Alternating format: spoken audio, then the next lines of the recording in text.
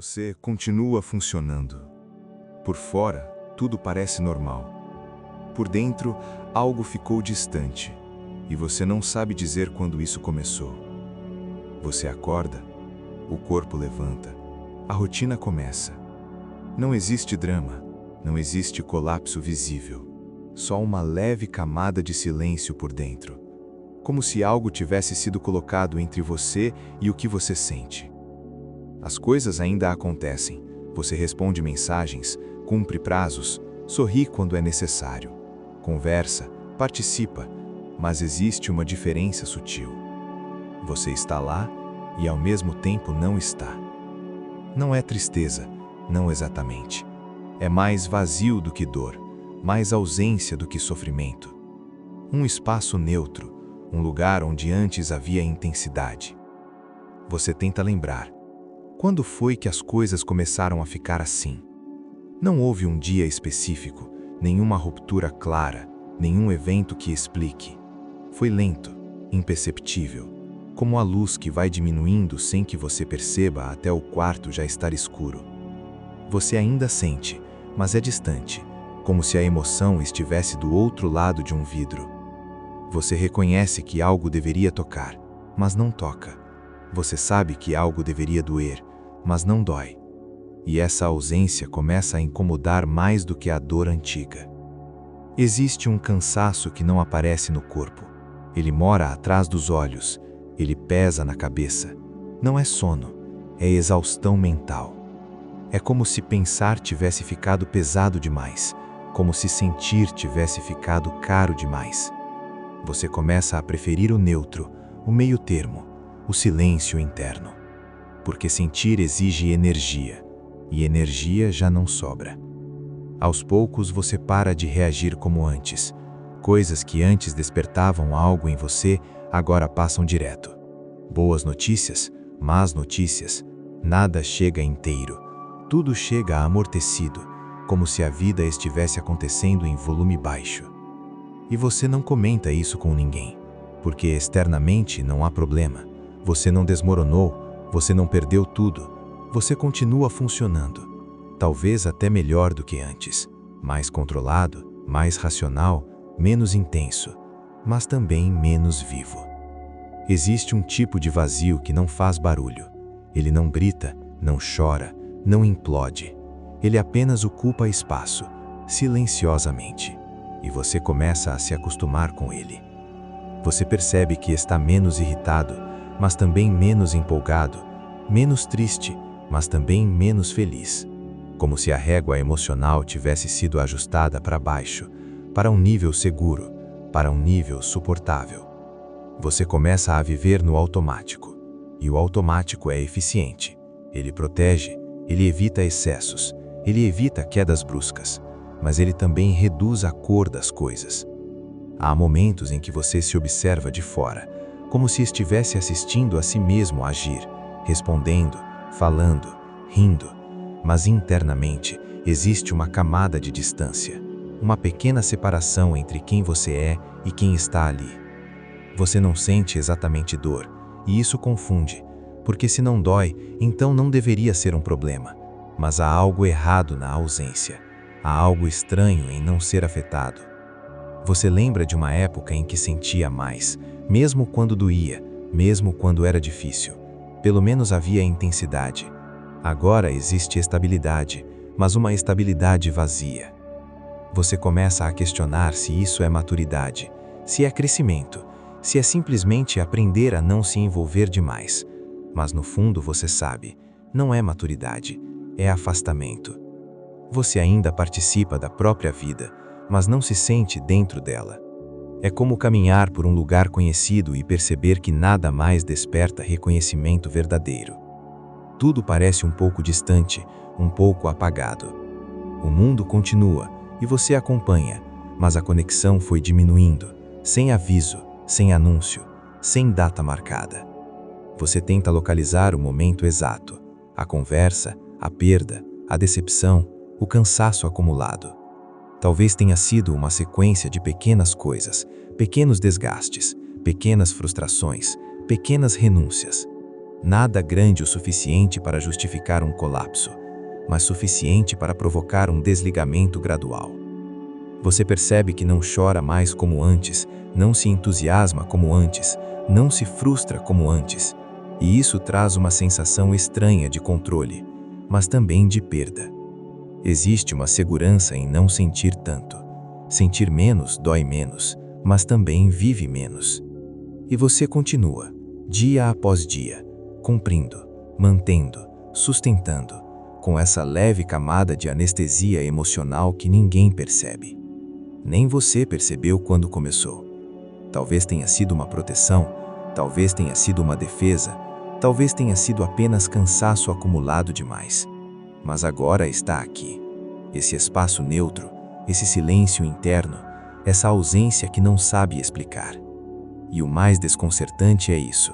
Você não sabe quando aconteceu, só sabe que aconteceu e que em algum momento você parou de sentir e continuou vivendo mesmo assim. E o que mais confunde é que não houve um colapso. Não houve um dia em que você quebrou. Houve dias em que você aguentou, um após o outro.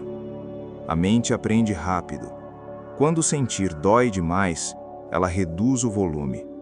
Quando a frustração se repete, ela começa a antecipar o vazio. Quando a decepção se acumula, ela escolhe o entorpecimento. Não por fraqueza, por sobrevivência. O problema é que a mente não sabe reduzir apenas a dor. Ela reduz tudo. Reduz o entusiasmo, reduz o brilho, reduz o impacto das coisas boas. Ela transforma intensidade em estabilidade e estabilidade em distância. No começo parece alívio. Você não reage tanto, não sofre tanto, não se abala com qualquer coisa. Mas junto com essa proteção vem uma erosão lenta, quase invisível. Você começa a não reconhecer mais o que gosta. As coisas que antes tinham significado agora parecem neutras. Não são ruins, mas também não são suas. Como se você estivesse apenas ocupando um papel dentro da própria vida. Existe um tipo de cansaço que não pede descanso. Ele pede silêncio. Ele pede ausência. Ele pede menos envolvimento. E você atende, sem perceber. A mente entra em modo de economia, gasta menos emoção, investe menos expectativa, cria menos apego.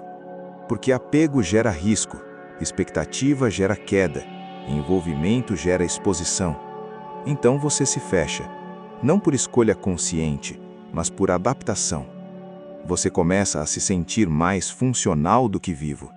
Funciona no trabalho, funciona nas conversas, funciona nas responsabilidades, mas por dentro existe uma sensação de não pertencimento, como se estivesse executando tarefas sem realmente estar presente. E há culpa, uma culpa silenciosa, porque externamente está tudo bem, você tem o que precisa, talvez até o que queria, e ainda assim existe esse vazio, essa distância, essa falta de vibração interna. Você pensa, não tenho motivo para me sentir assim. Mas o corpo não responde à lógica, a mente não responde a comparações. O vazio não desaparece porque alguém diria que você deveria ser grato. E então surge algo ainda mais sutil. Você começa a duvidar de si. Será que sempre fui assim? Será que eu exagerei no passado? Será que sentir demais era imaturidade? Será que isso agora é equilíbrio? Mas no fundo você sabe. Equilíbrio não é ausência, maturidade não é apagamento, controle não é desconexão. O que aconteceu foi mais silencioso, foi um acúmulo de pequenas dores não processadas, pequenas frustrações não reconhecidas, pequenos momentos em que você precisou engolir o que sentia para continuar funcionando. Cada vez que você se calou por dentro, algo foi se retraindo. Cada vez que você disse não é nada, quando era alguma coisa, algo foi se afastando. Até que um dia não houve mais reação intensa e você chamou isso de força. Mas talvez tenha sido apenas congelamento. A mente, quando não pode lutar e não pode fugir, aprende a desligar. Ela cria uma névoa, uma camada protetora, um espaço entre você e o mundo. E esse espaço parece seguro, mas também é solitário.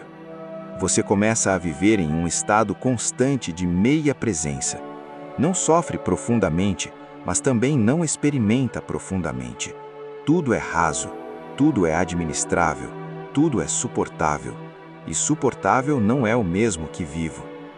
Existe uma diferença entre estar estável e estar anestesiado, entre estar tranquilo e estar vazio, entre estar forte e estar desligado.